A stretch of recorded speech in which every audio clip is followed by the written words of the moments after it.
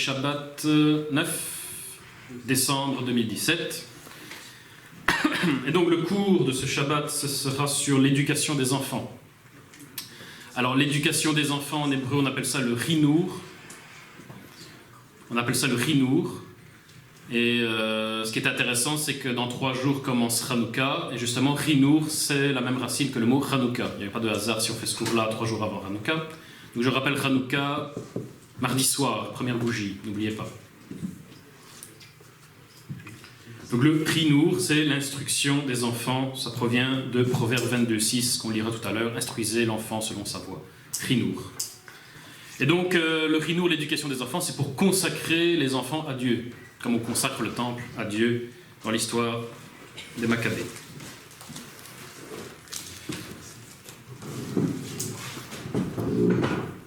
Ça enregistre là-dessus.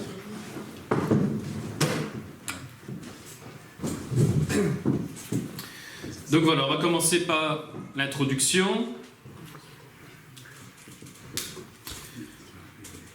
Donc l'introduction, comme je l'ai dit, donc c'est le cours sur l'éducation des enfants. L'éducation des enfants est un sujet extrêmement important aux yeux d'Adonai. Pour quelle raison? Pour une raison extrêmement simple, c'est que toute son alliance est basée sur ça. Toute son alliance est basée sur le fait d'avoir des enfants et de leur transmettre l'alliance qu'il a fait avec Abraham. On voit ça dans Genèse chapitre 15. Bon, si vous ratez un verset, je vous les donnerai après, comme ça on ne perd pas de temps. De toute façon, c'est enregistré. Voilà, de toute façon c'est enregistré. Mais dans tout le chapitre 15 de Genèse, on voit qu'Adonai se révèle à Abraham en lui disant « Je vais faire alliance avec toi, ça consistera à te donner une postérité nombreuse et à faire hériter à cette postérité la terre d'Israël. » Ça c'est l'alliance abrahamique. Et que cette alliance doit être perpétuée de génération en génération par la transmission à la postérité, aux enfants, c'est-à-dire à l'éducation des enfants, finalement. Donc toute l'alliance que Dieu fait avec Abraham et dont tout le reste dépend, même la nouvelle alliance, est basée sur le fait d'avoir des enfants et de bien les éduquer. Toute l'alliance de Dieu est basée sur l'éducation des enfants. Et on voit par exemple dans Genèse 18-19, Adonai dit qu'il a choisi Abraham pour faire l'alliance avec lui parce qu'il savait qu'il allait transmettre cette alliance à ses enfants. C'est ça le but. C'est pour ça qu'il a choisi Abraham. Et donc, d'un point de vue nazaréen aussi, plus près de nous, si on n'éduque pas bien nos enfants, la foi nazaréenne n'a aucun avenir. Ce qui est logique, puisqu'on est censé faire des enfants et leur transmettre notre foi. Si on ne le fait pas ou on ne le fait pas bien, évidemment, la foi nazaréenne n'aura pas beaucoup d'avenir, malheureusement. Qu'Adonai nous aide. Voilà. Alors, mon hypothèse de départ pour ce cours, je suis parti de l'hypothèse que Adonai est notre Père, c'est ce que la Bible dit, Adonai est notre Père, nous on est ses enfants, et que donc nous devons éduquer nos enfants comme Dieu nous éduque nous. Puisque Dieu est notre modèle de père, et de mère on va dire, il est notre modèle de père et de mère, donc on doit éduquer nos enfants exactement de la même manière que la manière dont Dieu nous éduque. Et donc, dans ce cours, je vais en fait voir comment Dieu nous éduque et ensuite faire le lien avec ce que nous devons faire par rapport à nos parents. À nos enfants, pardon. Voilà. C'est ça mon hypothèse de départ. Alors, ce qui est intéressant, c'est que quand on fait ça, lorsqu'on éduque nos enfants selon la pédagogie de Dieu, la pédagogie divine, quand ils vont devenir adultes et quand ils auront l'âge de volontairement choisir de servir Dieu, il n'y aura aucune différence entre la manière dont ils ont été traités par leurs parents et la manière dont Dieu va les traiter. Donc il n'y a aucune cassure entre l'éducation qu'ils vont recevoir quand ils seront enfants et la manière dont Dieu va avoir une relation avec eux quand ils seront adultes. Ça c'est très très important parce que nous par exemple, si nos parents ne nous ont pas enseigné de manière biblique, on va dire, par ignorance, pour des tas de raisons, bien, nous, quand ensuite on s'attache à Dieu, on perd énormément de temps à simplement essayer de comprendre comment Dieu nous parle. Certains passent toute leur vie avec Dieu sans jamais comprendre exactement comment la pédagogie de Dieu. Ils ne comprennent jamais. Voilà. Alors que si nous, en tant que parents, on arrive à éduquer nos enfants directement, comme le demande la Bible, Mais quand ils vont s'attacher à Dieu, ils comprendront tout de suite, ils perdront beaucoup moins de temps. Parce qu'ils comprendront tout de suite ce que Dieu veut leur dire, etc. etc. Parce qu'il parle le même langage. Parce qu'il parlera le même langage, exactement. Il n'y aura aucune cassure entre l'enfance et la foi, on va dire. Donc ça, c'est très très important. Alors, quel est le but premier de l'éducation? C'est quoi? Perpétuer. Ça, c'est le but global. La grande stratégie, c'est de perpétuer l'alliance abrahamique. Ici, je parle de vraiment le but premier. Je ne réponds pas aux questions dans ce qu'on verra après. Faire le bien. Ah, non. On verra. Écoutez. Non, je répondais. À quoi? Je voulais répondre à ta question. Non, mais c'est pas une question que je demande une réponse. Comme je l'ai dit au début, je ne répondrai pas aux questions parce que sinon on n'y arrivera pas, Josco. Pas d'interaction. Mais on verra après. C'est écouter. Ça- Pour l'instant, c'est juste écouter. Après, on reparlera pendant le repas s'il faut. Pas de sushi. Voilà. Donc, le but premier de l'éducation, selon la Bible, c'est de faire des enfants des adultes. Vous allez me dire, voilà. L'éducation, c'est le but premier, je parle. Le but premier, c'est de transformer un enfant en adulte mature. Ça, c'est le but premier. Alors, comment la Bible définit-elle le fait d'être un adulte mature? C'est important de le savoir. Eh bien, la définition est donnée par Paul en Hébreux 5, 13 à 14, où il dit, il faut le lire dans le contexte, mais il dit « Or, quiconque en est au lait, le lait à boire, n'a pas l'expérience de la parole de justice, car il est un enfant.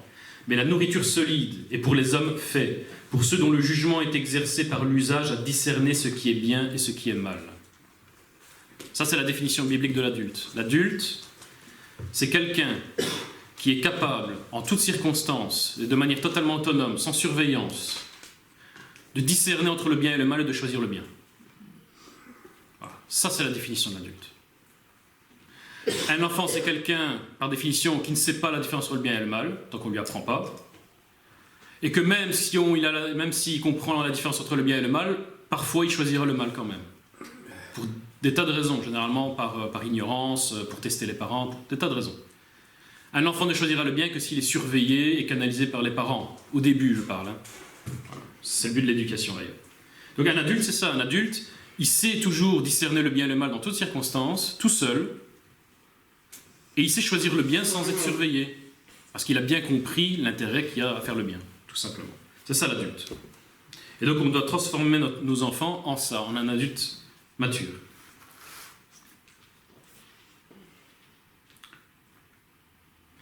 Et donc, très important, quand on comprend ça, c'est que l'éducation, on va le détailler un petit peu plus loin, l'éducation, ce n'est pas la punition, parce que certains confondent éducation et punition. Ça n'a rien à voir. L'éducation, ce n'est pas la punition. L'éducation, c'est transmettre une information que l'enfant va comprendre et intérioriser. Ça, c'est l'éducation. Transmettre une information que l'enfant d'abord doit comprendre, deuxièmement, il doit intérioriser, c'est-à-dire que ça doit faire partie de sa personnalité. C'est ça l'éducation. Et cette information doit constituer pour lui un repère pour juger entre le bien et le mal. C'est ça l'éducation. On verra en quoi la punition, où la punition intervient. Elle intervient après. Et donc, Paul, oui, continue en Éphésiens 4, versets 13 à 14.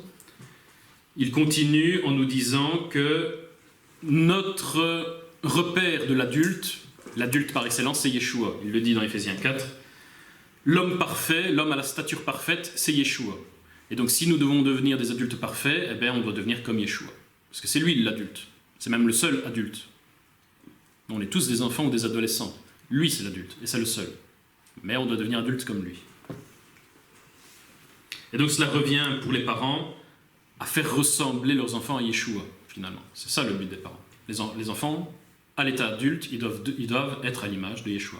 C'est-à-dire avoir le même comportement, le même langage, etc., etc. Et donc l'éducation est donc avant tout de l'évangélisation. Il n'y a aucune différence dans la Bible entre l'éducation des enfants et l'évangélisation d'un païen qu'on convertit. C'est la même chose. C'est exactement la même chose. Comme il est dit Paul dans Galates 4, 19, c'est un beau passage, Galates 4, 19, il dit « Mes enfants », donc il parle aux disciples qu'il a convertis, « Mes enfants pour qui j'éprouve de nouveau les douleurs de l'enfantement jusqu'à ce que le Messie soit formé en vous. » Voilà, un disciple, c'est quelqu'un qui a reçu l'embryon Yeshua dans son cœur, et ensuite celui-là doit grandir, prendre toute la place. Voilà, j'en avais déjà parlé. Et donc le Messie doit grandir et être totalement formé en nous, et c'est seulement quand il est totalement formé en nous qu'on est un adulte, dans le sens biblique du terme. Voilà. Donc l'éducation des enfants, c'est avant tout de l'évangélisation. Et une fois que l'information donc a été comprise par l'enfant et implantée dans son cœur, l'enfant s'en souviendra toute sa vie, comme c'est écrit dans Proverbe 22:6, on reviendra sur ce verset parce qu'il est important. Instruis l'enfant selon sa voie, et quand il sera vieux, il ne s'en détournera pas. Donc le mot instruit, c'est chinour, la consacration comme Chanukah, c'est le même mot. La consacration de l'enfant à Dieu.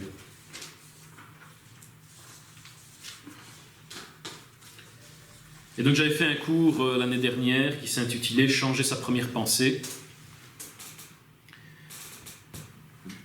Et j'avais dit en gros que l'éducation que l'on a reçue quand on était enfant, quand on devient adulte, ça fonctionne un petit peu comme un conditionnement mental. C'est-à-dire que, j'avais donné l'exemple pendant ce cours, un exemple je pense qui parle un peu à tout le monde, ou à beaucoup. Si vos parents par exemple vous ont dit pendant toute votre enfance, pendant 20 ans, 30 ans, vous avez entendu tous les jours « t'es un incapable, t'y arriveras jamais »,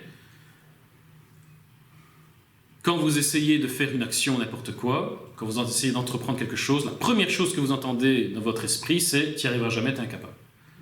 Voilà. C'est un conditionnement mental. Pendant 30 ans ou 20 ans ou 15 ans, on vous a dit tous les jours « t'y arriveras jamais ». Et donc, il y a une première petite voix qui vient toujours à l'esprit, à chaque fois que vous essayez de faire quelque chose, et qui dit « t'y arriveras jamais ». C'est un conditionnement mental. La voix des parents résonne dans la tête comme un écho, pour toute la vie.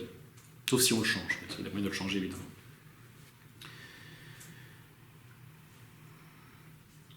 Et donc, il faut que cette première pensée que l'enfant va avoir quand il est adulte, il faut que ce soit une bonne parole. Il ne faut pas que ce soit des mauvaises paroles. T'es incapable, hein, c'est au contraire. Non, t'es capable, tu vas toujours réussir, courage, etc. C'est ça la première pensée qui doit venir dans la tête de nos enfants quand ils deviendront adultes. Et en fait, c'est intéressant parce que ce système d'écho, ça fonctionne comme le Saint-Esprit. Je dis, on va faire l'analogie avec Dieu. Hein. Le Saint-Esprit, c'est exactement la même chose. Dans Jean 14, 26, Yeshua dit « Le Consolateur, l'Esprit Saint que le Père enverra en mon nom, vous enseignera toutes choses et vous rappellera tout ce que je vous ai dit. » Voilà. Yeshua a éduqué ses disciples, ensuite il s'en va, et ensuite il a envoyé le Saint-Esprit comme un écho qui va toujours venir nous rappeler l'éducation que Yeshua nous a donnée. Eh bien, les parents, ça fonctionne exactement la même chose avec les enfants. Quand on rabâche toujours une information, cette information, cette petite voix va conditionner le comportement des futurs adultes, comme le fait le Saint-Esprit, qui va toujours rappeler la même parole, la même éducation reçue. Vous voyez ? Donc la voix des parents fonctionne un peu comme le Saint-Esprit. C'est intéressant.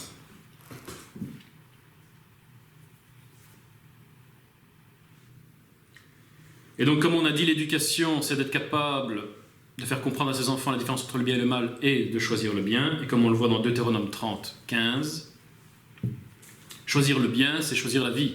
Donc vivre éternellement. Donc l'éducation des enfants, le but ultime, c'est de sauver leur âme. C'est pas seulement d'en faire des adultes. Hein. On en fait des adultes parce qu'ils choisissent le bien, et s'ils choisissent le bien, ils vivront éternellement. Donc l'éducation, c'est sauver l'âme des enfants, ni plus ni moins. Alors il y a un très beau passage sur l'éducation dans la Bible, c'est Proverbe du chapitre 2 au chapitre 7. Proverbe chapitre 2, chapitre 7. C'est un père qui parle à son enfant et il lui dit plein de choses qui sont vraiment extraordinaires. Vous pouvez le lire pour vous en inspirer. Alors tout ça c'est bien beau, mais le problème c'est que les enfants ne sont pas éduqués que par leurs parents. Il y a des éducations multiples, des sources multiples d'éducation. Ça peut poser problème. Les parents ne sont pas les seuls acteurs de l'éducation de leurs enfants. Quels sont les autres acteurs de l'éducation de vos enfants ? Leur Yetzerara, les ténèbres d'une manière générale, hein. Les héritages ancestraux, l'école, la société, les amis, l'enfant lui-même par ses lectures, ses centres d'intérêt. Tout ça sont d'autres sources d'éducation. Les parents ne sont pas la seule source d'éducation. Ou les grands-parents, ou les beaux-parents, ou tout ce que tu veux.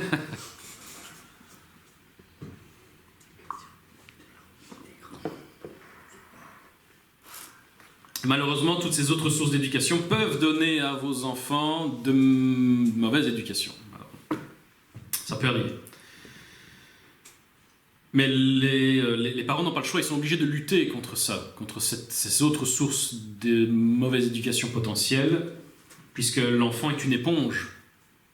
C'est une éponge. Quand il est à un jeune âge, il absorbe tout. Parce il doit être éduqué, donc il a été formé par Dieu pour être éduqué. Donc il va être une éponge, et donc il faut le protéger, malheureusement, de toutes ces choses mauvaises, toutes ces éducations multiples qu'il peut avoir et qui sont mauvaises.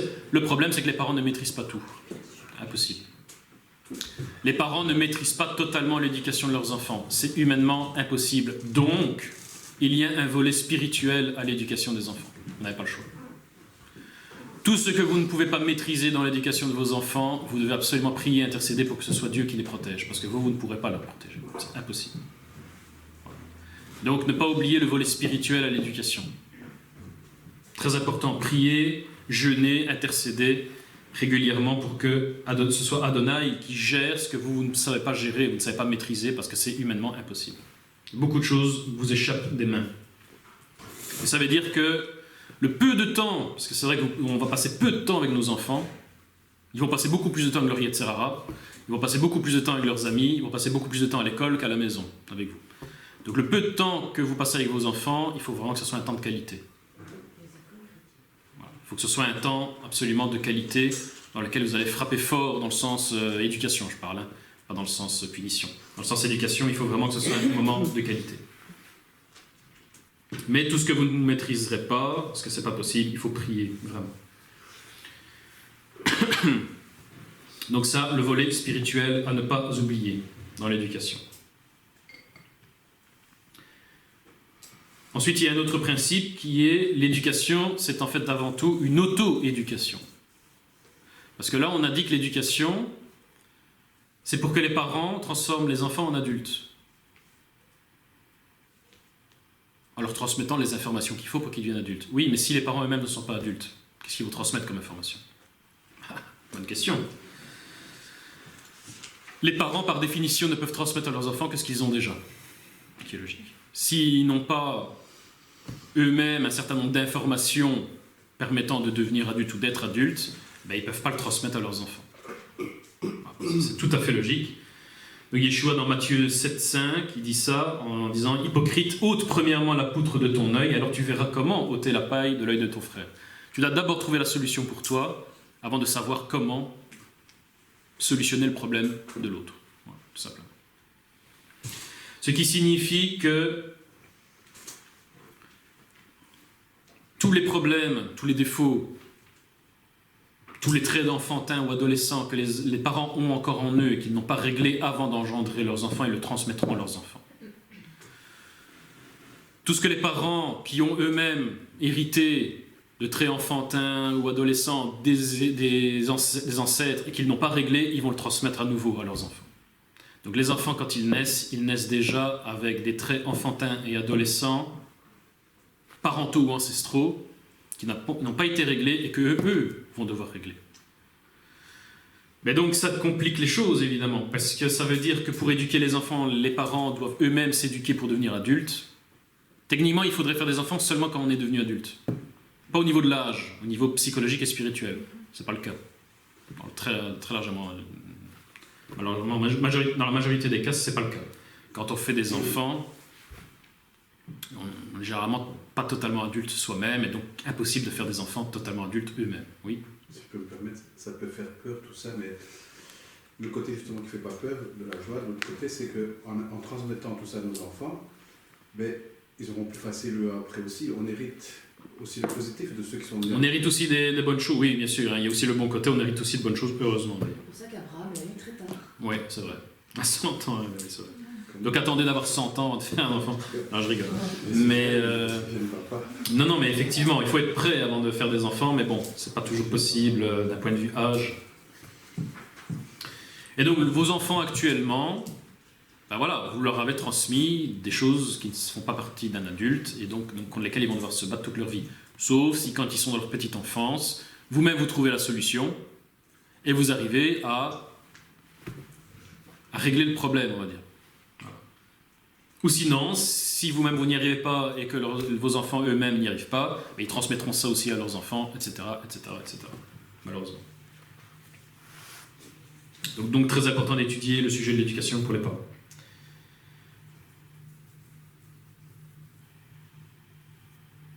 Et donc c'est une auto-éducation, l'éducation, puisque quand vous voyez le comportement de vos enfants, vous voyez déjà toutes vos tares à vous et tous les tares de vos ancêtres que vous n'avez pas voulu ou su régler vous-même.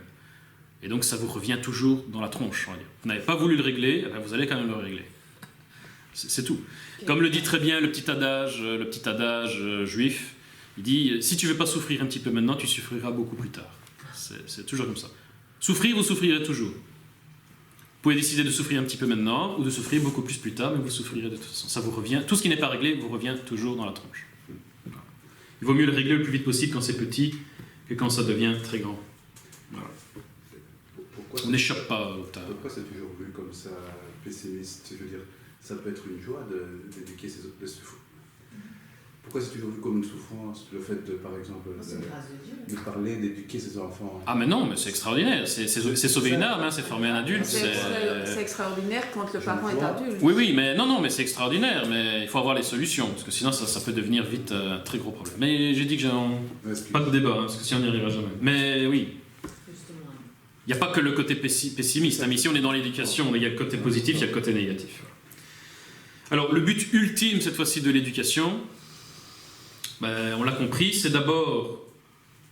Donc le but ultime de l'éducation, donc dans la transmission de l'alliance abrahamique, il y en a deux, il y en a peut-être d'autres, mais au moins ces deux-là, c'est qu'au bout de X générations, les parents aient réussi à régler tous leurs défauts et ceux de leurs ancêtres durant leur vie, et qu'en conséquence, les enfants qu'ils vont engendrer après avoir tout réglé, naissent à l'image de Yeshua, directement. Ça c'est le but. Le but de l'éducation, c'est de faire naître Yeshua à nouveau, on va dire. De faire naître des enfants directement à l'image de Yeshua, parce qu'ils n'auront reçu des parents et des ancêtres que les bonnes choses. Et pas les mauvaises, parce que les mauvaises ont été corrigées et réglées. Ça, c'est le but. En théorie. En pratique, malheureusement, on en est loin. Mais en théorie, c'est ça, le but de l'éducation d'ancêtre en ancêtre, c'est de purifier, corriger, régler, et à la fin, voilà, l'enfant naît comme Yeshua, à l'image. Et deuxièmement, c'est que les parents ainsi corrigés, eux-mêmes, soient suffisamment nombreux et forts pour transformer la société et ainsi protéger leurs enfants des sources extérieures de mauvaise éducation, l'école, la télévision, etc. Ça, c'est l'autre but. Le but d'engendrer des Yeshua en grand nombre, entre guillemets, c'est de transformer le monde, transformer la société, pour qu'il n'y ait plus de sources négatives dans le monde. Parce que si vous faites naître un enfant à l'image de Yeshua et après vous le mettez dans une école pourrie, ce qui va rester à l'image de Yeshua longtemps. Voilà. Donc il n'y a pas que ça, il y a aussi derrière il y a aussi la transformation de la société. On est censé faire quelque chose dans ce monde. On n'est pas juste censé vivre entre nous ou enfermés dans nos maisons. Il faut transformer le monde. Il faut faire de ce monde le royaume de Dieu, ou en tout cas les prémices du royaume de Dieu. Parce qu'il y a Yeshua qui va vraiment établir le royaume de Dieu, mais nous on doit établir les prémices pour qu'il puisse venir. C'est ce que dit Apocalypse. Mais bon, ça c'est un autre sujet. Voilà, ça c'était la grosse introduction. Maintenant, on va voir les étapes concrètes de l'éducation. J'ai fait 12 points, j'ai écrit 12 points, 12 étapes concrètes de l'éducation.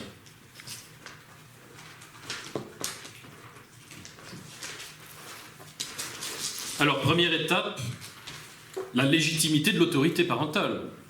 Ah ben oui, si on veut éduquer les enfants, on doit d'abord parler de la légitimité de l'autorité, en quoi les parents seraient légitimes de donner des ordres aux enfants qui seraient obligés d'obéir, etc., etc. C'est une très bonne question. Eh bien, dans la Bible, Dieu nous dit que son autorité sur nous, elle provient du fait que c'est lui qui nous a créés et c'est lui qui prend soin de nous. Il nous a créés, il prend soin de nous, il nous a fait sortir du pays d'Égypte, donc on a l'obligation de lui obéir. C'est répété 50 000 fois dans la Bible. Je vous suis votre Dieu, je vous ai fait sortir du pays d'Égypte. Voilà mes commandements, obéissez. Tout simplement. Et dans Ézéchiel chapitre 7, donc il y a Exode 20, par exemple, Exode 20, versets 2 à 3. Je suis l'Éternel ton Dieu qui t'a fait sortir du pays d'Égypte de la maison des servitudes. Tu n'auras pas d'autre Dieu que moi. Et tous les autres commandements qui suivent. Premier commandement, c'est je suis ton Dieu. Pourquoi? Parce que je t'ai fait sortir du pays d'Égypte, donc je t'ai engendré en tant que peuple. Donc, voilà mes commandements. Et tu dois obéir. Ensuite, il y a Ézéchiel chapitre 16, qui est un très beau chapitre dans lequel Dieu dit la même chose. En gros, il parle d'Israël en tant qu'une femme qu'il a trouvée maltraitée, etc., il a pris soin d'elle, etc., etc. Et donc, elle doit obéir. Donc, l'autorité parentale est basée sur le fait que ce sont les parents qui engendrent les enfants et ce sont les parents qui prennent soin des enfants. Ils les nourrissent, ils les protègent, etc. Donc, en retour, l'enfant a l'obligation d'obéir. Ça, c'est la définition biblique de la légitimité parentale. Parce que c'est les parents qui donnent la vie. Voilà. Comme Dieu nous a donné la vie. Voilà. Donc, un enfant a l'obligation d'obéir à cause de ça, selon la Bible.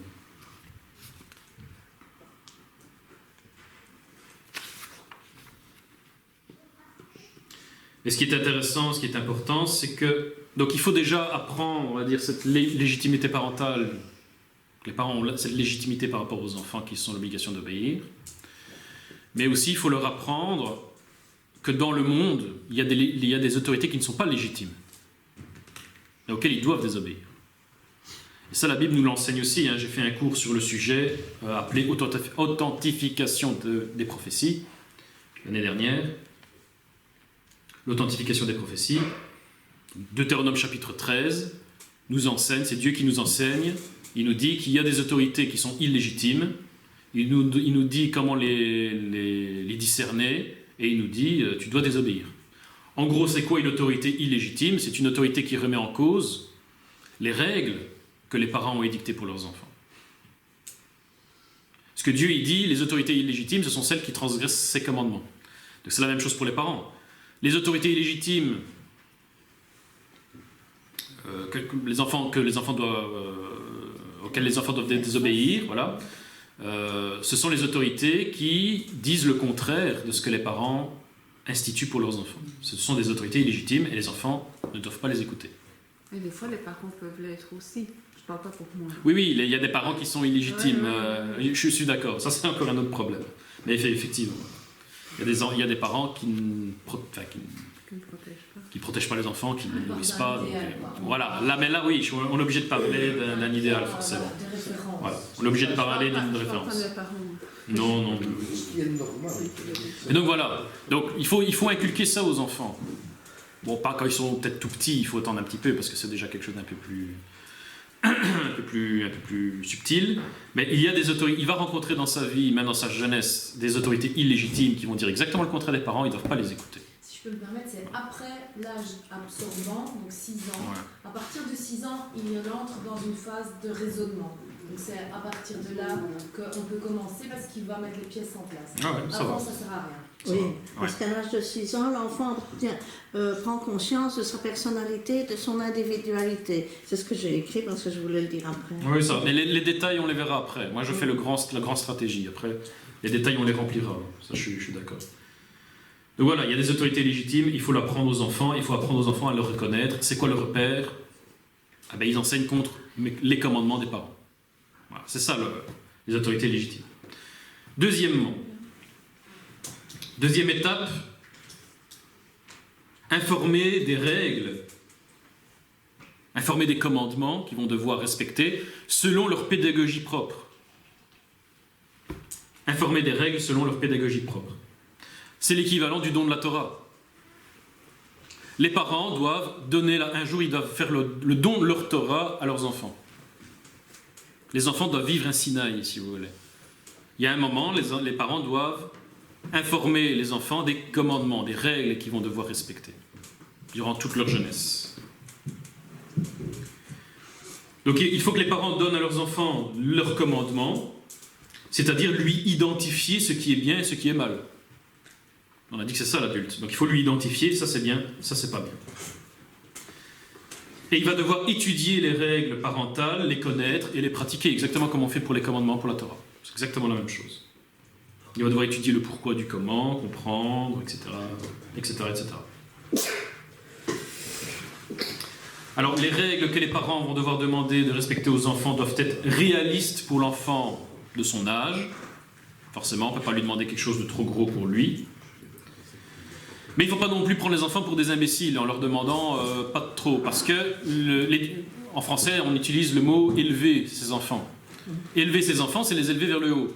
Le seul moyen d'élever vers le haut, c'est de donner une règle qui est juste un peu plus élevé que lui, pour qu'il puisse monter de niveau. C'est ça, élever. Donc il y a des parents qui ont tendance à voir leurs enfants vraiment comme des imbéciles et essayer de tout faire à leur place, etc., etc. Mais ce n'est pas les élever, c'est les faire stagner, voire les abrutir. Moi, la première chose qu'on m'a dit quand j'ai commencé le tennis de table, par exemple, à 9 ans, l'une des premières choses que mon entraîneur m'a dit, c'est « Si tu veux progresser, tu dois t'entraîner avec un joueur qui est un classement au-dessus de toi. Toujours. » Ce qui est logique. Si tu joues toujours avec un joueur qui est exactement le même niveau que toi, ben, tu ne progresses pas par définition, puisqu'il est au même niveau que toi. Pour progresser, il faut jouer avec celui qui est un niveau au-dessus de soi. Pour élever un enfant, c'est la même chose. Si vous voulez l'élever, il ne faut pas lui donner des règles. S'il a 5 ans, il ne faut pas lui donner des règles de 5 ans. Il faut lui donner des règles de 6 ans. Quand votre enfant a 5 ans, il faut déjà lui apprendre à avoir 6 ans. Ce qui est logique. Sinon, quand il aura 6 ans, il n'aura pas appris à avoir 6 ans. Donc, comment il va faire? À 6 ans, il se comportera encore comme un enfant de 5 ans. Comprenez le... Mais quand il a 5 ans, vous n'allez pas lui donner des règles de 13 ans. Évidemment, cela, ça ne marchera pas. Mais dès que votre enfant a 5 ans, il faut déjà lui montrer comment il va falloir être pour avoir 6 ans. Et comme ça, quand il aura 6 ans, il sera prêt à avoir 6 ans. Et quand il aura 6 ans, il faut lui apprendre à avoir 7 ans. Vous voyez, c'est ça, élever un enfant. Donc ça doit être réaliste, praticable pour son âge, mais en même temps, ça doit l'élever. Donc il faut un tout petit peu plus que son âge. Vraiment, la prochaine étape vers l'autonomie, il faut lui Le Seigneur dit toujours, il dit bien travailler de mieux en mieux. Voilà. La Bible, c'est une règle spirituelle, c'est une loi spirituelle. Il n'y a pas de stagnation dans la sanctification. Si vous stagnez, vous reculez. La stagnation n'existe pas. Stagner, c'est reculer. Il faut toujours progresser, pas à pas. Certains vont plus vite que d'autres, peu importe. Mais il faut progresser. Donc sa sanctification, c'est... Quand tu te sanctifies, sanctifie-toi encore plus. Il ne faut jamais arrêter. Voilà. L'éducation, c'est la même chose. Toujours le pas d'après. Toujours. Il faut élever. Toujours le pas d'après. Prospérer à tous égards, dit le Seigneur, en stature et en grâce. Donc les règles doivent le pousser vers le haut, mais pas trop vite, pas trop fort. Mais elles ne doivent pas non plus être trop simples ou trop confortables, sinon ça ne l'élève pas. Il finit par stagner, voire s'abrutir complètement. Voire avoir 1 an ou 2 ans de retard sur ce qu'il devrait avoir. Et est-ce que l'âge de 13 ans de la bar mitzvah Ça, je vois. Ah oui, c'est ça que j'ai oublié de mettre. Mais il faudra me le rappeler après, on en reparlera. Il me semble bien. Il faudra que tu me le rappelles après. J'ai oublié. Toi, Ah ouais, c'est justement le truc que j'ai oublié de mettre. Ouais, c'était ça. On en parlera après. Donc, quand on lui a transmis ces règles, il faut ensuite s'assurer qu'il a bien compris ces règles. Et donc, pour qu'il comprenne bien les règles, il faut lui transmettre selon sa pédagogie personnelle. Et là, je vous renvoie au cours d'Amandine sur la mémoire et les 3 chemins pédagogiques. C'est-à-dire, certains enfants sont plutôt visuels, et donc il faut transmettre les règles par la lecture ou par l'exemple. Certains enfants sont plutôt auditifs, et donc ce sera par la discussion, par la musique, n'importe quoi, quelque chose d'auditif. Et certains sont plutôt kinesthésiques, donc ils apprendront plutôt par le jeu, le théâtre, et des choses comme ça. Peu importe. Peu importe. Pour être sûr que votre enfant comprenne bien, il faut lui transmettre selon sa pédagogie à lui, et pas votre pédagogie à vous. Ça, c'est un piège. C'est selon sa voix à lui qu'il faut l'éduquer, pas selon votre voix à vous. Et donc il faut déjà bien connaître son enfant. Comment il comprend les informations? Est-ce que c'est plutôt un lecteur? Ou plutôt il faut lui parler? Ou plutôt il faut lui montrer? Ou plutôt il faut le mettre en situation, lui faire un petit jeu? Voilà. Donc il faut bien connaître son enfant pour savoir c'est quoi qui lui parle, c'est quoi qui permet de transmettre l'information. Donc ça c'est important. Leur permettre ensuite de poser des questions, d'y répondre, comme on fait avec Dieu. En fait, Dieu fait la même chose dans la Torah. Bon, Amandine l'avait dit dans son cours. Voilà, dans la Torah, il y a plein de manières différentes d'apprendre. Il y a une Bible, tu peux la lire. Il y a des fêtes auxquelles tu peux participer. Il y a de la musique que tu peux chanter. Il y a énormément de choses dans la Bible. Et donc tout le monde y trouve son compte. Les auditifs, les visuels et les kinesthésiques y trouvent leur compte dans la Bible. Il y a toujours un moyen, un chemin qui vous permet de comprendre et d'étudier la Bible, d'une manière ou d'une autre. Mais il faut faire la même chose avec les enfants. Voilà, s'ils n'ont pas compris les règles que vous leur transmettez, par définition, il n'y a pas d'éducation, puisque l'éducation, c'est la transmission d'une information qui va devoir pénétrer en eux, donc ils doivent la comprendre. S'ils ne la comprennent pas, il n'y a pas d'éducation par définition. Pas d'éducation.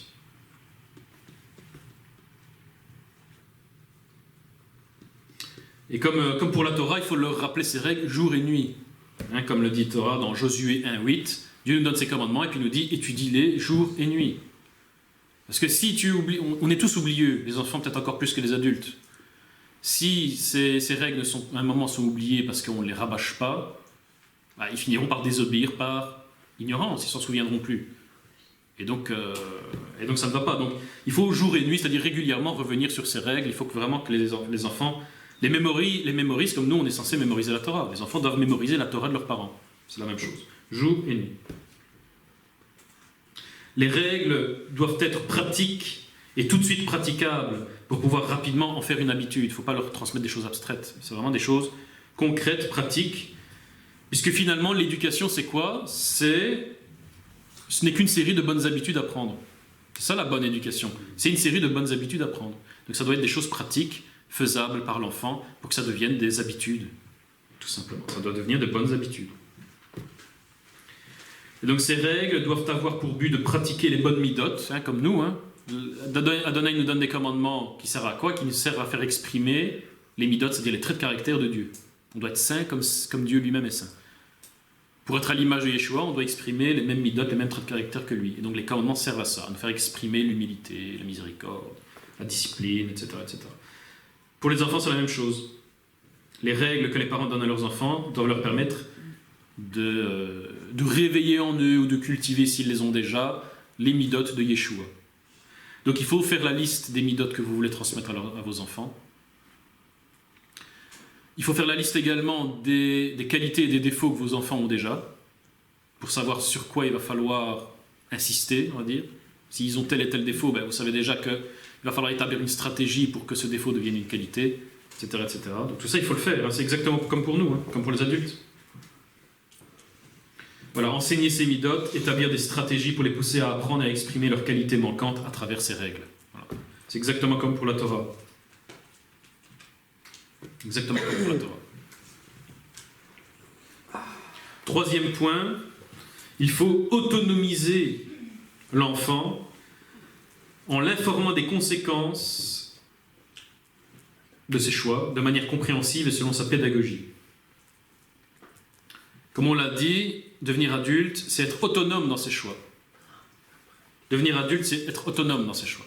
Le troisième point, c'est l'autonomie. Marque autonomie, Sacha, c'est tout. Donc être un adulte, c'est être autonome dans ses choix, être capable de discerner soi-même le bien et le mal et de choisir le bien. Donc il faut enseigner l'autonomie à l'enfant. L'enfant, à un moment, il doit être autonome dans ses choix et choisir le bien, forcément. Et être autonome dans son discernement. L'éducation à l'autonomie, c'est l'éducation, en fait, à la loi des causes et des effets. C'est ça, l'autonomie.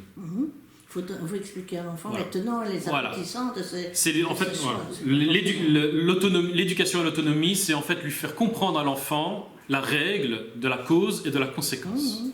Il fait un choix, il y aura une conséquence. Il fait un bon choix, il y aura une bonne conséquence. Il fait un mauvais choix, il y aura une mauvaise conséquence. Il faut qu'il comprenne absolument le lien entre la cause et la conséquence. Sinon, il n'y a pas d'autonomie. Pourquoi ? Parce qu'il croira que les règles données par les parents sont des règles arbitraires. Les punitions qu'il va recevoir de ses parents, il va croire que c'est arbitraire. Il ne comprendra pas le lien de cause à effet. Et c'est le lien de cause à effet qui crée l'autonomie. C'est capital, ça. C'est capital. C'est une loi spirituelle capitale. C'est obligé. Et de aussi comprendre que son comportement engendre des réactions sur autrui. Et donc ça implique de lui faire comprendre cette loi selon sa pédagogie, encore une fois. Puisqu'il doit la comprendre, il faut le faire selon la pédagogie que lui comprend. Visuel, auditif, kinesthésique, peu importe. Il doit la comprendre, d'une manière ou d'une autre. C'est obligatoire. S'il ne comprend pas ça, vos enfants vont croire que vous êtes une autorité arbitraire, qui prend des décisions de manière arbitraire, qui le punit de manière arbitraire, et il comprend que ce n'est pas de l'éducation. S'il croit que c'est arbitraire, ce ne sera pas de l'éducation. Parce que lui, son seul but, après, ce sera d'échapper à cette autorité arbitraire, de faire ce que bon lui semble. Ouais, ce sera une dictature. Voilà, c'est une dictature et il voudra, c'est logique, il voudra y résister, ou fuir. Ce qui est logique. Par contre, s'il comprend cette règle de cause à effet, alors il comprend que c'est bénéfique. Là, il la comprend. Ça devient quelque chose d'intérieur. Il y a problème avec l'eau. Alors, comment on fait pour apprendre à son enfant l'autonomie? Eh bien, comme le fait Dieu avec nous, c'est-à-dire Dieu, ce qu'il fait, c'est il nous donne ses commandements, et puis il nous dit déjà à l'avance, si tu obéis, voilà ce qui va se passer, si tu désobéis, voilà ce qui va se passer. Choisis. Voilà. Et après, on voit dans la Bible, quand Israël, généralement, transgresse un des commandements, il lui arrive exactement la punition, la conséquence négative qui était liée à ce commandement. Voilà. Ou s'ils obéissent, ils ont la bénédiction qui était prévue. Donc même chose, les parents, quand ils donnent les règles aux enfants, ils doivent leur dire, voilà les conséquences à ces règles. Il y a des bonnes conséquences, il y a des mauvaises conséquences. Tout simplement. Ces conséquences doivent être enseignées aux enfants à l'avance, avant qu'ils transgressent, évidemment. Comme cela, les punitions ou les récompenses que les parents vont donner aux enfants ne seront pas des décisions arbitraires. Elles ne sont pas vues comme des décisions arbitraires, mais comme un choix volontaire de l'enfant. C'est l'enfant qui choisit d'être récompensé ou d'être puni. Ce n'est pas les parents. C'est le libre choix de l'enfant. Voilà. Si l'enfant a envie d'aller au coin, on leur parlera après des punitions. Si l'enfant a envie d'aller au coin, il transgressera la règle qui le punit d'aller au coin. Ce sera sa décision à lui d'aller au coin. Ce n'est pas le parent qui utilise son autorité dictatoriale de le mettre au coin. C'est lui qui a décidé. Tu connais la règle, tu connais la conséquence. Tu as choisi, tu as la conséquence. Tu as choisi ta conséquence. Et Dieu, c'est ce qu'il nous dit aussi, hein. Voilà, je vous donne les commandements, la vie et le bien, le mal et la mort. Choisis. Les gens qui, Razvé Shalom, vont dans la GN, ils ont choisi d'aller dans la GN. Ils l'ont choisi. Donc Dieu, il laisse faire. Il ne punit pas par la GN. Tu as choisi, tu y vas, il n'y a pas de problème. Moi, je respecte ton libre arbitre, pas de souci. Et celui qui veut vivre éternellement, il choisit de vivre éternellement. C'est un choix de vivre éternellement. C'est un choix. Mais les enfants, même chose. Ce sont les enfants qui finalement choisissent leur récompense ou leur punition. C'est eux, c'est pas les parents. Ça, il faut bien le faire comprendre aux enfants. Bon, c'est quelque chose de subtil. Hein. Quand ils sont très bas âge, ça va être difficile. Mais à partir d'un certain âge, ça, je ne sais pas, ce sont les pédagogues qui le diront. À partir d'un certain, parce que c'est déjà quelque chose de subtil. Mais cette loi de cause à effet, ils doivent la comprendre. Le plus tôt possible, mais c'est quelque chose de subtil. Ils doivent absolument perdre cette illusion de l'arbitraire, de l'autorité arbitraire. C'est très important. Donc autonomiser l'enfant, ça le responsabilise, puisque c'est lui qui fait ses choix. S'il reçoit du mal, c'est lui et personne d'autre le responsable. Il n'a personne à blâmer, il n'y a que lui qui peut se corriger. Très important. Il est l'auteur de sa progression. Très important. Et donc Dieu fait la même chose avec nous, comme je l'ai dit. Les punitions et les récompenses doivent être mesure pour mesure, hein, comme dans la Bible. Ça ne doit pas être démesuré. Mesure pour mesure. Mida keneged mida, comme on dit en hébreu.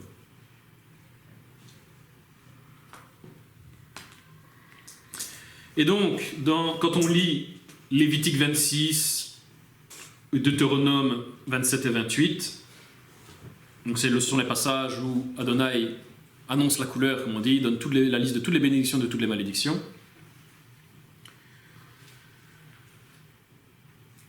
On va voir quelles sont les catégories de punitions que Dieu utilise et que les parents doivent utiliser avec leurs enfants.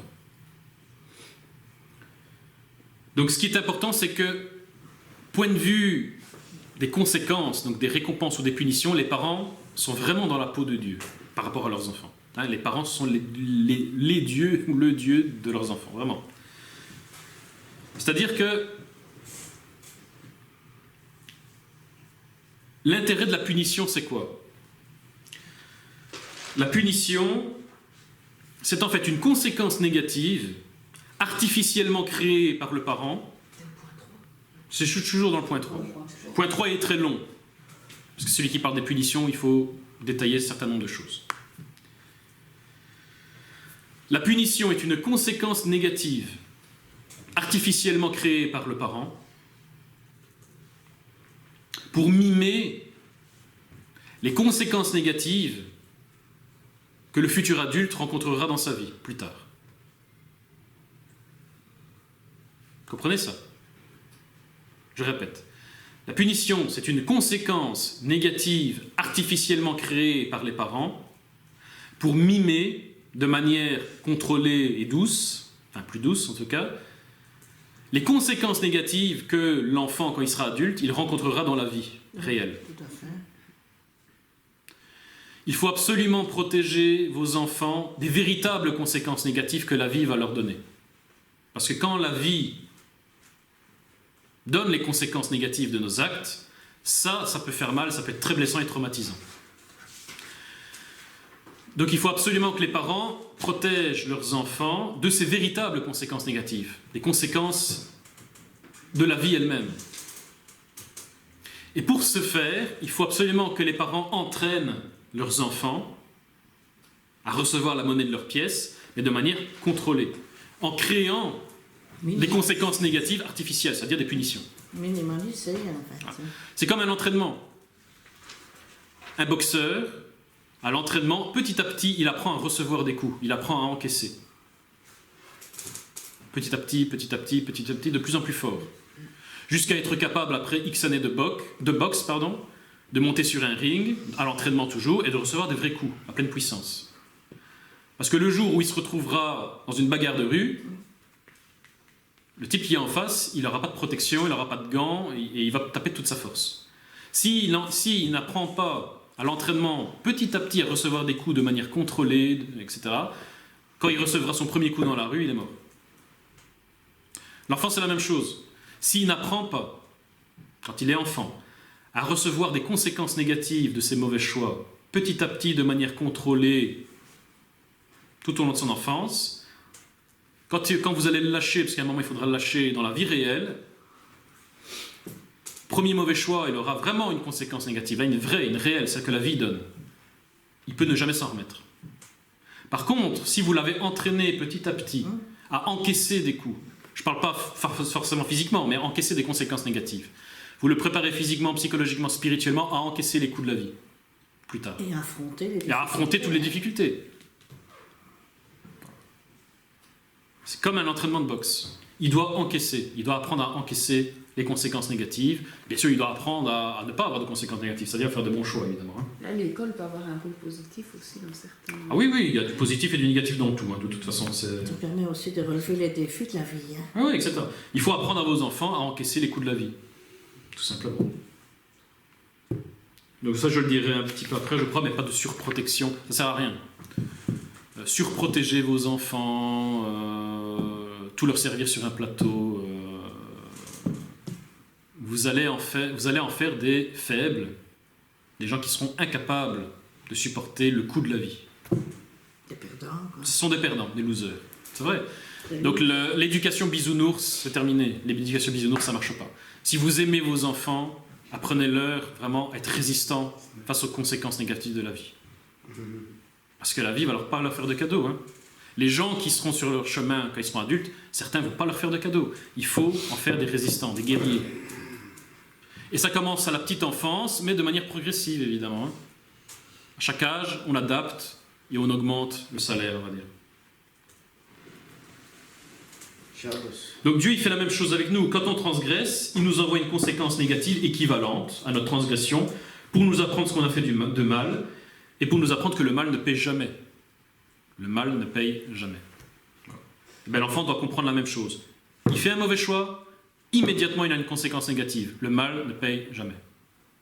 L'enfant, il doit comprendre ça. Le mal ne paye jamais. Et donc, si vous punissez vos enfants, la vie ne les punira pas. C'est ça qui est important. Si les parents punissent leurs enfants, ils seront protégés des punitions de la vie, donc de Dieu.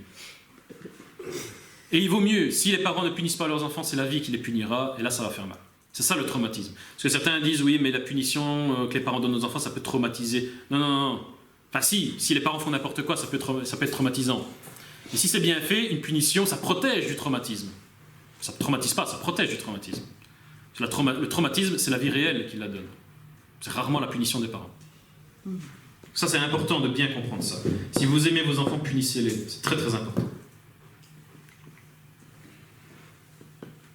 Très, très important de comprendre ça. Donc, j'ai relevé 4 grands types de punitions dans la Bible. Dieu utilise 4 grands types de punitions contre nous. Premier type de punition, c'est l'exil. Exil loin de la présence divine, exil loin de la terre d'Israël, exil loin du jardin d'Éden. La prison, exil hors du camp.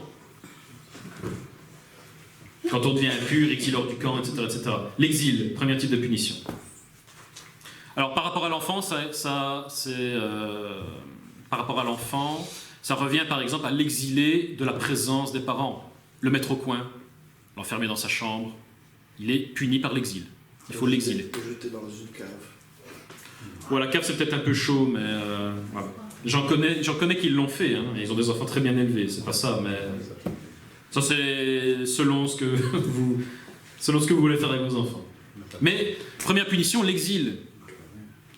Pour certaines règles transgressées, punition, l'exil. Le coin, la chambre, peu importe. L'exil. Pardon ? L'internat quand il est un peu grand. J'en parlerai après. Ça, c'est une autre étape. Deuxième type de punition, les échecs des projets, la pauvreté. Donc Dieu il dit, si tu transgresses, tu vas rater tout ce que tu entreprends, tu vas devenir pauvre, etc. etc. Ça revient pour l'enfant, privation de jeu, privation de sortie. Tu avais un projet de sortie, on l'annule. T'as plein de jeux, je te prive des jeux. Ça, c'est la pauvreté, par exemple. On le prive des jeux, des sorties, des projets qu'il avait. Troisième type de... j'ai oublié. Troisième type de punition, la famine. Dieu nous punit par la famine. Ça revient à punir l'enfant, privation de dessert, privation de bonbons, privation d'un plat qu'il aime particulièrement, etc., etc. Pas de privation dans l'absolu de nourriture. Parce que là, on touche à la santé, mais privation de dessert, privation de bonbons, des choses où voilà, on avait prévu de faire un bon plat, ton plat préféré, tu n'auras pas le plat préféré, tu auras des légumes crus, c'est tout. Voilà, par exemple, c'est la famine artificielle, on va dire. Voilà. Quatrièmement, c'est la guerre et la maladie. Quatrième type de punition, la guerre, la maladie. Donc la violence physique. C'est là où on en vient à la violence physique. Dieu utilise la violence physique pour punir certaines transgressions. Et ça revient à la fessée, les coups de bâton, pour ceux qui donnent des coups de bâton, etc., etc.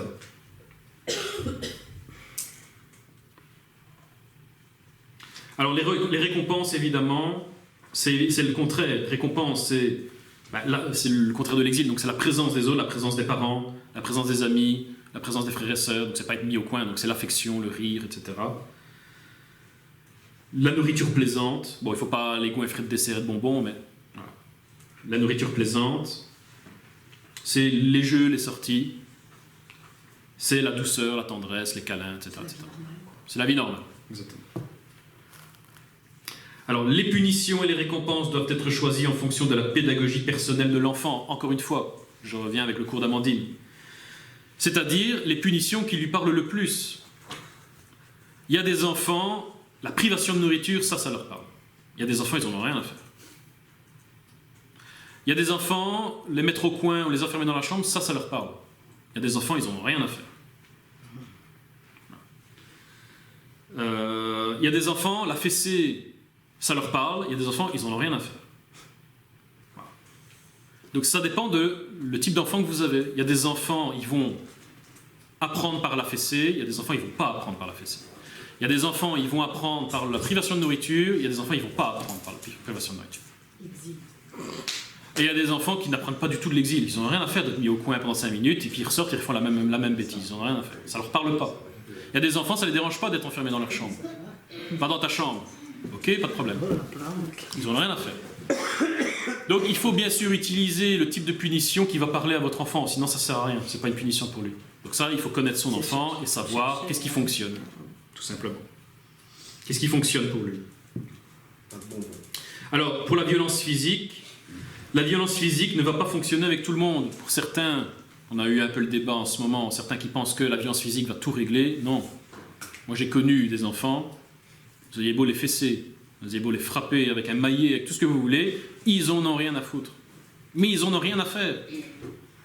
Pourquoi ? Alors, il y a plusieurs raisons profondes. Il y a des enfants qui sont déconnectés de leur corps. Déconnectés de leur corps. Ah, Pour X raisons. Ou c'est ça qui les a rendus déconnectés de leur corps. Ça dépend. C'est très complexe. Hein. Là, je ne peux pas rentrer dans les détails parce que c'est très compliqué. Je vais juste donner un exemple. Il y a des enfants qui sont déconnectés des sensations de leur corps. Vous avez beau les frapper, ça ne rentre pas en eux. Ils ne comprennent pas. Ils n'en ont rien à faire. Alors, je donne un exemple. Souvent, les enfants hyperactifs, j'en parlerai un petit peu après. Souvent, les enfants hyperactifs, vous avez beau les fesser, les gifler, tout ce que vous voulez, ils n'en ont rien à faire. Pour quelle raison ? Il y a beaucoup d'enfants hyperactifs qui sont hyperactifs justement parce qu'ils ne reçoivent pas suffisamment de sensations de leur corps et donc ils surjouent les sensations de leur corps pour ressentir quelque chose. C'est la même chose que les autistes. Les autistes, ils ont un monde intérieur très riche, ils ont un monde extérieur très pauvre. Et donc ils surjouent par des mouvements brusques, par de la violence, par des balancements, ils surjouent des sensations corporelles qu'ils n'arrivent pas à recevoir de manière normale. Souvent, des enfants hyperactifs sont dans le même cas. Je vais en parler après, en plus en détail. Il y a des enfants hyperactifs qui sont hyperactifs parce qu'ils ne reçoivent pas de sensations de leur corps en suffisant. Donc, ils surjouent les mouvements de leur corps pour ressentir quelque chose. Généralement, ces enfants-là, vous avez beau les frapper pour les punir, ils ne comprennent rien. Ils ne comprennent pas. Parce qu'ils sont déconnectés des sensations de leur corps à un certain niveau. Donc, les frapper leur corps, ça ne va pas plus les déranger que ça. Ils ne comprendront pas. Ce n'est pas une punition adaptée pour eux. Oui. Mais ça, c'est... Voilà. Voilà. Ceux qui ont des enfants autistes, vous pouvez les frapper, ils ne comprendront rien du tout. Ça, c'est typique, parce que l'autisme, c'est justement une déconnexion des sensations du corps. Typique. L'hyperactivité aussi, enfin, certains types d'hyperactivité aussi, ça, c'est autre chose. Je vais en parler un peu plus en détail après. Donc la punition corporelle ne règle pas tout, contrairement à ce que certains peuvent penser. Parfois ça ne marche pas du tout, pour des raisons très précises. Et pour certains ça marche, mais pour certains ça ne marche pas. Donc ça je l'ai dit, Alors les erreurs à ne pas commettre, si les parents usent trop souvent de cris ou de punitions physiques contre leurs enfants de manière un peu erratique, cela peut apprendre à leur enfant que s'il veut obtenir quelque chose de quelqu'un, il lui suffira de l'intimider ou de le frapper. Donc crier ou frapper son enfant de manière erratique, etc., ça peut lui inculquer la violence et l'intimidation. C'est ça qu'il peut apprendre. Parce que si vous le frappez pour essayer de lui faire comprendre une information et que lui, il ne comprend pas, parce que sa pédagogie, lui, ne passe pas par le corps. Donc il n'arrive pas à arriver à comprendre l'information que vous voulez lui transmettre. Mais par contre, ce qu'il peut comprendre, c'est que, ah tiens, quand mes parents ils veulent obtenir quelque chose de moi, ils utilisent l'intimidation par les cris ou la violence physique. Donc, plus tard, s'il y a un petit copain, je veux obtenir quelque chose d'un petit copain dans ma cour de récré, ah ben, j'ai qu'à l'intimider ou à le frapper. Ça, c'est une information qu'il peut comprendre par la violence physique de ses parents.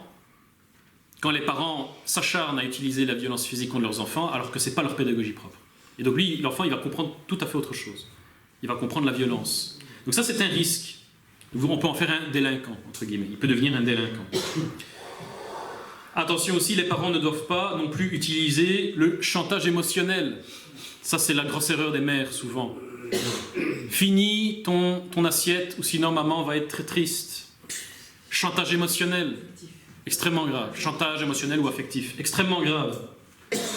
Parce que l'enfant, évidemment, si ça ne passe pas dans sa pédagogie, il va pas comprendre l'information que la mère veut lui transmettre, mais il va comprendre le chantage affectif. Tu sais pas, ils vont utiliser pédagogie, mais le langage. Oui, langage, ouais, si tu veux, langage. Son langage, excuse-moi. Voilà, donc ça peut apprendre à l'enfant, ah tiens, si je veux obtenir quelque chose de quelqu'un, mais j'ai qu'à lui faire du chantage affectif. Et comme ça, j'obtiendrai ce que je veux, puisque c'est ce que mes parents font, et généralement c'est les mères qui font ça. Donc je ferai la même chose. Ça, c'est un risque. Très attention.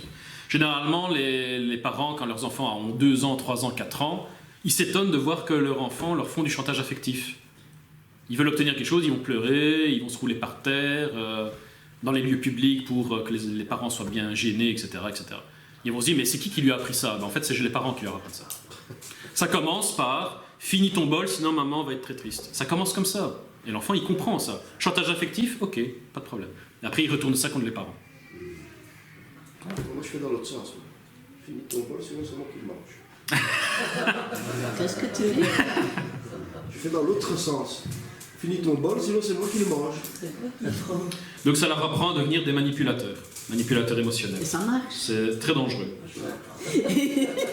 Ensuite, il ne faut pas être trop laxiste, évidemment. Il ne faut pas être trop laxiste. Les parents qui sont trop laxistes feront des enfants capricieux et orgueilleux. Donc c'est l'enfant roi, par exemple. Il ne faut pas non plus être trop exagéré dans la punition, donc le contraire d'être trop laxiste, car ça peut faire d'eux soit des rebelles, soit des timides. Si les punitions sont exagérées, soit il deviendra un rebelle parce qu'il dit c'est injuste, soit il peut devenir peureux, timide. Dans les deux cas, il est écrit dans la Bible que Dieu résiste. Il résiste aux orgueilleux et il déteste les timides. Donc si vous faites de votre enfant un orgueilleux ou un timide, c'est raté, parce que Dieu le rejettera. Donc là, c'est mal barré, quoi.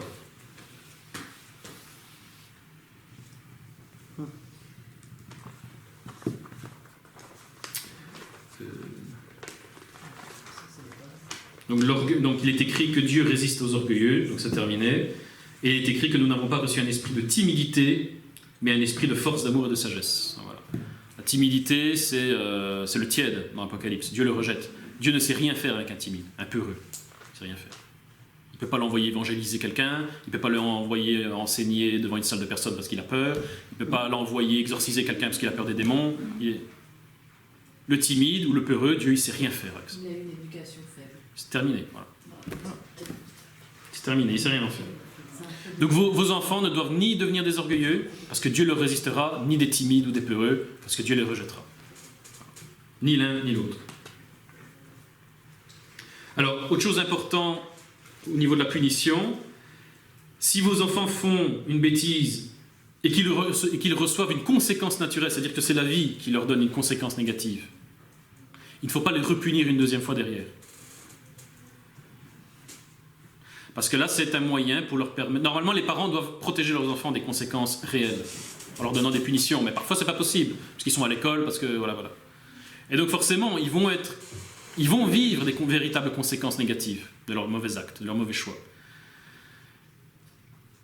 Et donc, il faut que les parents doivent utiliser cette situation pour justement leur faire comprendre que même si les parents ne sont pas là pour les punir, la vie va se charger de les punir. Voilà. Et donc, il faut absolument utiliser ça. Pour que les enfants comprennent que la punition, ce n'est pas que les parents. La punition, c'est une loi spirituelle. Ça fait partie de la création. Il y aura toujours de la punition, partout. Partout où il y aura de la punition. Il y aura des conséquences négatives, même si les parents ne sont pas là. Soit ils doivent le comprendre. Normalement, il faut les protéger, mais comme ce n'est pas toujours possible, quand ils reçoivent quand même une conséquence négative réelle, provenant de la vie réelle, eh bien, il faut sauter sur l'occasion pour leur faire comprendre que la vie aussi punit les gens. Et donc, ça c'est important parce que souvent les parents ils font l'erreur, l'enfant transgresse, il s'est fait mal, et on le repunit derrière une deuxième fois. Ça c'est typique, hein, je prends les parents siciliens, je t'ai dit de pas courir sinon tu vas tomber, il court, il tombe, il se fait mal, il vient pleurer, pom, il ressort encore une gifle. Double punition. L'enfant il comprend pas, double punition, il y a quelque chose d'arbitraire là-dedans. Il faut plutôt dire, voilà, je t'ai dit de ne pas courir parce que tu allais tomber, tu as couru, tu es tombé, tu as eu ta punition. Apprends. Tu as fait le choix, je t'avais prévenu, tu as fait le choix. On lui apprend l'autonomie comme ça. On ne le repunit pas une deuxième fois derrière. Sinon la deuxième punition devient arbitraire et là il ne comprend plus. Il se dit, mais j'ai transgressé, je me suis fait mal et au lieu de me consoler, mes parents me donnent une deuxième gifle. Là l'enfant risque de ne pas comprendre. Et là il va retomber dans le circuit de l'arbitraire, il ne va pas comprendre. Donc ne repunissez pas une deuxième fois vos enfants quand ils ont déjà reçu une conséquence, une punition. C'est important. Mais important, comme le dirait Samuel, de mettre en avant les joies de l'obéissance. Hein, il ne faut pas toujours prioriser la punition. Il faut mettre en avant les joies de l'obéissance pour que l'autorité des parents ne soit jamais vue de manière négative, que l'autorité, de manière générale, ne soit pas vue comme quelque chose de négatif. C'est bien l'autorité, puisque ça te permet d'éviter de recevoir du mal. Donc c'est génial l'autorité finalement. C'est génial l'obéissance. C'est ça qu'il faut. Il faut réussir à faire transmettre ça à ses enfants. Il ne faut pas tout se baser sur la punition et le mal, évidemment. Il faut faire comprendre ça aux enfants. L'obéissance, c'est génial, puisque l'obéissance, ça te protège du mal. C'est génial, donc. Ouais. L'obéissance te permet de jouer. L'obéissance te permet de recevoir des câlins. L'obéissance te permet de manger des bonbons. L'obéissance te permet de jouer avec tes jouets. L'obéissance, voilà. C'est génial, l'obéissance. Donc c'est génial, la loi. C'est génial, les commandements. Donc la Torah, c'est génial. Donc si vous lui inculquez ça, votre enfant ne pourra jamais devenir, entre guillemets, chrétien, dans le sens où il ne pourra jamais dire, une fois converti, la loi est abolie. Il se dit, ben non, la loi est une malédiction. Ben non. Parce que quand j'étais enfant, c'était la loi qui me protégeait du mal. Donc là, il ne comprendra pas cet enseignement chrétien de la loi c'est une malédiction. Il ne comprendra pas. Vous voyez ce que je veux dire? Donc ça, c'est important. Les punitions ne sont pas nécessaires si on obéit. Mais si on n'obéit pas, c'est le seul moyen qui reste pour nous faire comprendre. Donc il faut mettre ça en avant, le côté positif de l'obéissance et de l'autorité. Comme le dit Proverbe 3,12, très connu, l'Éternel châtie celui qu'il aime comme un père l'enfant qu'il chérit, tout simplement. La punition, c'est de l'amour. Parce que c'est pour protéger et pour faire grandir. Justement, le monde agit comme ça. Il met le mal dans une vitrine, dans un piédestal. Ah, c'est bien le mal, c'est paradoxal, mais attirant. De la même manière, moi je pense qu'il faut vraiment enseigner les enfants. Oui, le bien, le privilège. Le côté bien d'obéir. Oui, bien sûr. Plus que le fait que tu vas te faire punir, mais un équilibre en fait. Oui, tout à fait, tout à fait.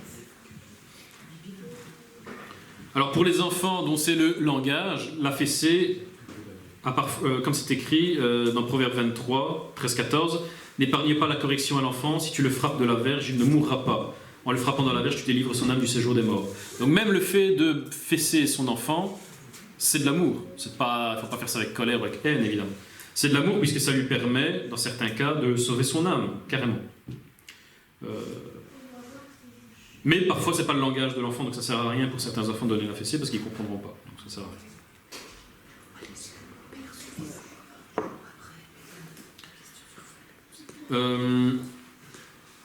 Et toujours avoir des paroles positives, même dans la punition, ça c'est important. Même quand vous punissez votre enfant, c'est de l'amour la punition. Donc toujours avoir des paroles positives.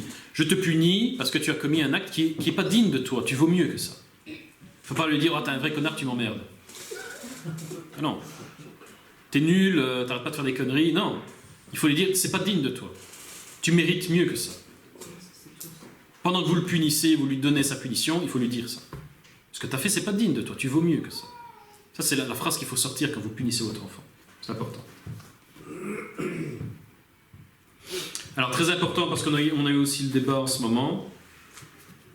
Le point 3 est très long, mais on a presque fini.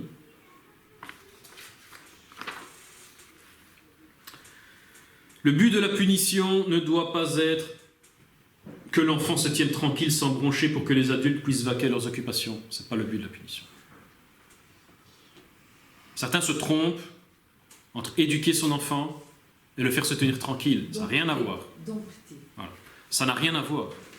Un enfant qui se tient tranquille sur sa chaise, sans bouger, sans parler, entre guillemets, c'est génial parce que ça permet aux adultes de faire ce qu'ils veulent.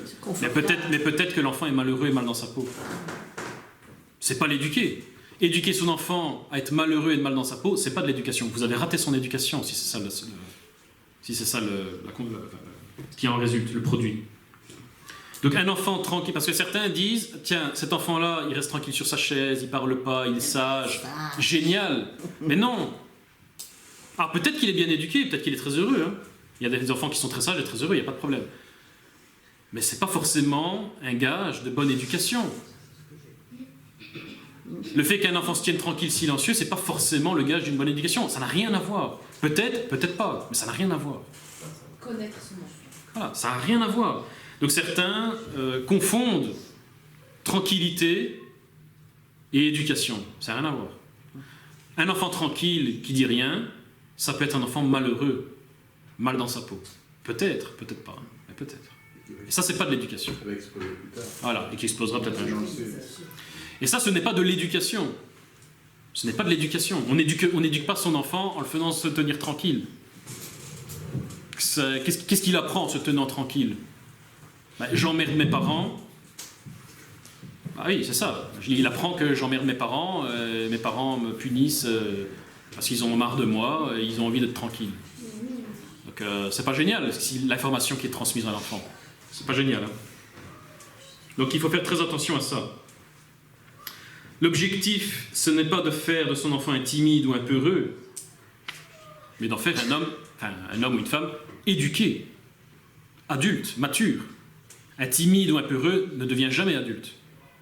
Un timide ou un peureux reste enfant ou adolescent toute sa vie. Donc c'est pas le but.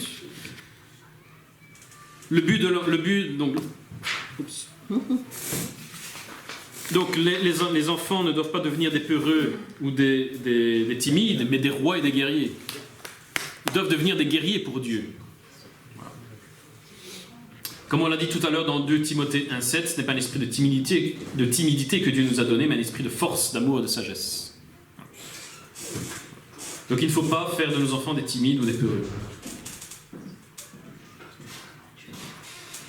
Il ne faut pas donc transformer ces enfants en bisounours, ne pas les surprotéger, ne pas tout leur servir sur un plateau, ne pas chercher à ne jamais les stresser. Attention, il faut protéger ces enfants du stress, ne jamais les laisser avoir peur des monstres. Vos enfants ne doivent jamais avoir peur des monstres. Jamais. S'ils ont peur des monstres quand ils seront enfants, ils auront peur des démons quand ils seront grands. Un serviteur de Dieu qui a peur des démons, il est fichu. Il sera quoi comme guerrier pour Dieu? Mais d'un côté, on ne peut pas leur donner l'information qu'un monstre existe. Où est-ce qu'on peut? Ça, je ne sais pas, ça a à voir avec les pédagogues. Il y a un moment où l'information doit devoir être passée. Je ne sais pas à quel âge c'est le mieux, mais il y a un moment où l'information doit être passée. Mais même s'ils croient à l'existence des mondes, de toute façon les enfants croient généralement à l'existence des mondes, il faut leur apprendre à ne pas avoir peur. Ils ne doivent pas avoir peur. Ils ont Yeshua dans leur vie, dans leur cœur. Ils ne doivent pas avoir peur des monstres. C'est comme Timéa qui me demande si les sorcières existent. Cette information, mais ça il faut voir les pédagogues. Oui, bien sûr. Oui, non, mais à quel âge il faut faire passer cette information aux enfants? Que l'enfant le demande. Moi, Timéa Voilà. me l'a déjà demandé, est-ce que les sorcières existent? Encore une fois, ces détails-là, on les verra après avec les pédagogues. Moi, je n'ai pas les réponses sur les âges. Ça, c'est autre chose. Marquez les questions. Oui, marquez vos questions. Et la conscience de la mort, c'est ça que tu vas dire? Non, s'il vous plaît, on continue. Par exemple, certains parents disent il ne faut surtout pas stresser l'enfant. J'entends ça dans les pédagogies, certaines pédagogues, qui disent il faut absolument protéger l'enfant de tout stress, de toute coercition. C'est faux, puisque quand il sera lâché dans la vie réelle, il aura du stress, il aura de la coercition, il en aura partout. Si vous ne l'apprenez pas à encaisser ça quand il est enfant, à gérer ça tranquillement, vous n'en ferez jamais un adulte gagnant. Vous en ferez un loser. Qui, quand il sera dans la vie de tous les jours, qui sera stressante, où il y aura plein de coercition, il ne saura pas comment gérer, puisqu'il a été protégé de ça quand il était enfant. Petite dose, et on augmente la dose avec son âge qui progresse. Comme ça, on lui apprend à gérer le stress. Son enfant, il ne faut pas le protéger du stress, il faut l'aider, il faut lui apprendre à gérer le stress, sans s'écrouler. Il faut lui apprendre à gérer la coercition. Petit à petit. Il faut en faire un guerrier. Il faut en faire un guerrier. Tout simplement. C'est d'ailleurs le sens du mot Israël. Dans Genèse 32, 28, Jacob devient Israël parce qu'il a lutté contre les dieux et les hommes et il a été vainqueur. Donc les dieux, c'est les démons en fait. Il a lutté contre les puissances célestes, comme le dit Zadokan. Donc Israël, un Israélite, c'est quelqu'un qui se bat contre les démons et contre les hommes mauvais et qui gagne. C'est ça un Israélite. C'est un combattant qui gagne contre tout. De toute façon, Puissance céleste, puissance terrestre. De toute façon, on est obligé. Donc vos enfants, vous devez en faire des soldats qui gagnent contre tout le monde. Ils ont peur de rien. Il y a différentes fonctions. Mais si vous les surprotégez, vous en faites des bisounours, et quand ils deviennent adultes, ils s'écroulent. Il y en a tout, on n'arrive pas à canaliser cette énergie, cette violence, cette agressivité normale, Oui, naturelle. pour les enfants qui ont déjà ça. Oui. On la met en veilleuse, du coup. On en fait pas C'est vrai. Il y a l'inverse. Il y a les enfants qui ont déjà en eux l'énergie du guerrier, entre guillemets, et les enfants et les parents essayent généralement de les casser. Il ne faut pas les casser, il faut gérer. C'est une bonne énergie, il faut juste la canaliser dans le bon sens, pour Dieu et pas pour le mal. Mais oui, c'est effectivement. Le Seigneur a équipé déjà ses enfants comme il l'attend pour leur mission, putain. Voilà, ouais. Ils sont formés, équipés, en principe. Là, on est plus à les casser. Donc ensuite, on continue, on va bientôt finir.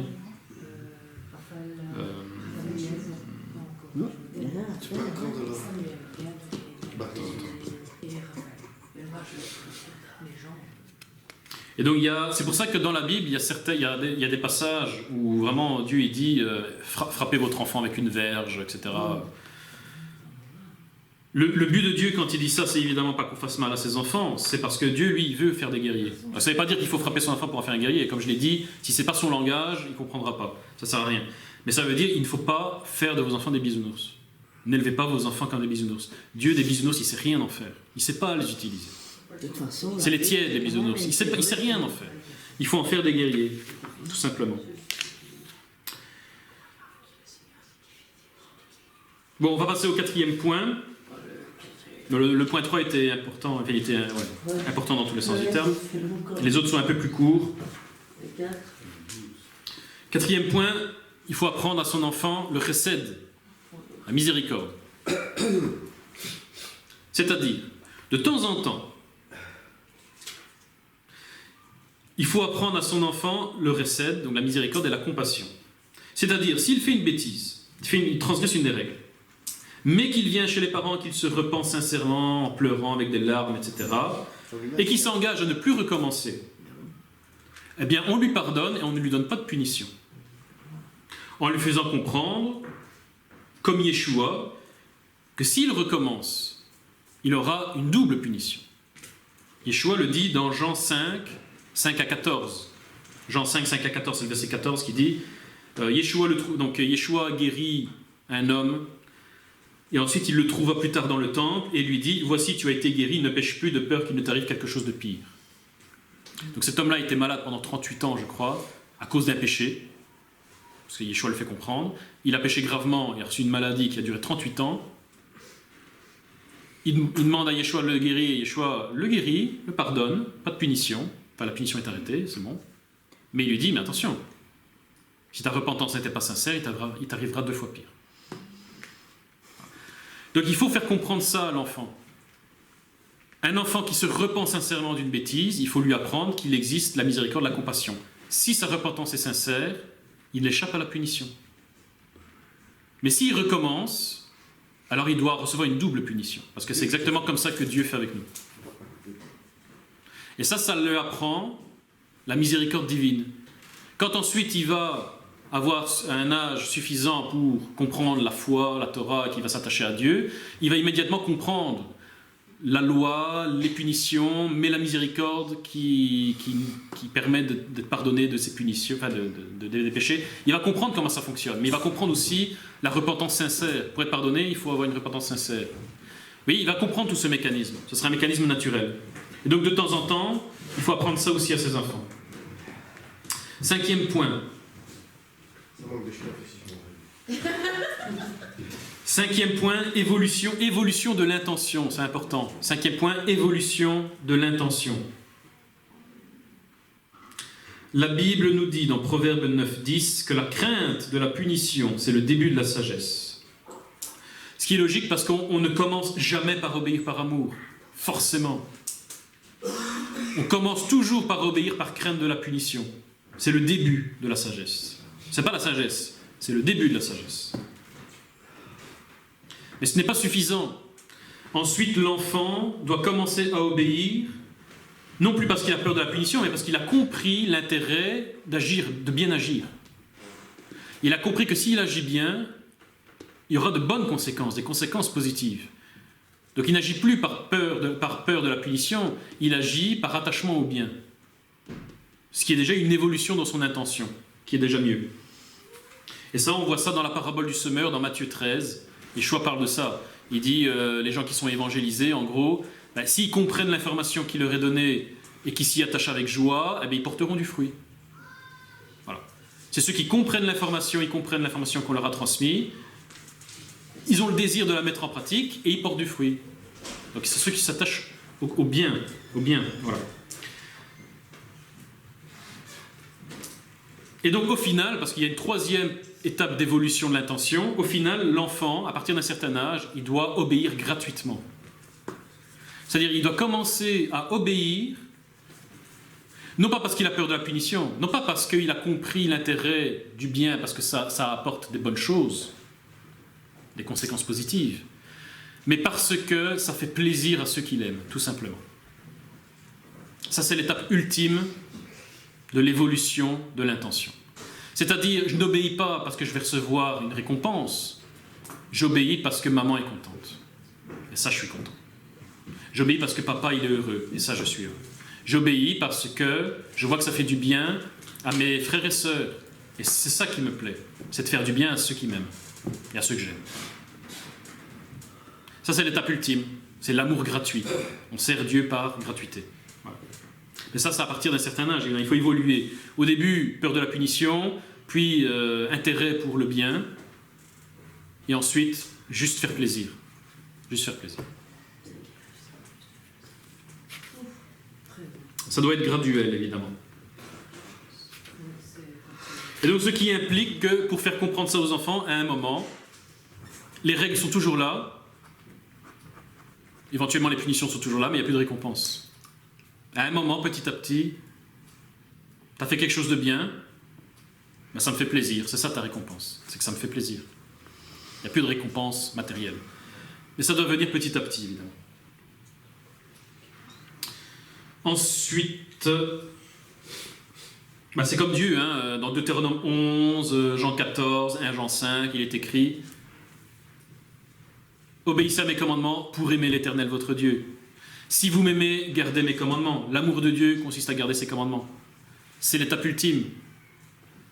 On ne doit pas obéir à la Torah parce qu'on va recevoir des bonnes récompenses. On doit obéir à la Torah parce qu'on aime Dieu et qu'on sait que ça lui fait plaisir. Et c'est tout. Voilà, c'est tout. C'est pour ça que certains, comme le disent les Juifs, les tzadikim, il y en a certains qui ont de très mauvaises vies, vraiment, ils en prennent plein la gueule, mais ils continuent à obéir, ils continuent à s'attacher à Dieu, parce que par obéissance, par amour pour Dieu. Alors qu'ils ne reçoivent aucune récompense dans ce monde-ci. Bon, ils recevront tout de l'autre côté, évidemment. Mais dans ce monde-ci, ils ne reçoivent aucune récompense. Eh bien, quand même, on s'attache à Dieu, tout simplement parce qu'on sait que ça lui fait plaisir, c'est tout. Et bon, ça, il faut apprendre ça aux enfants aussi.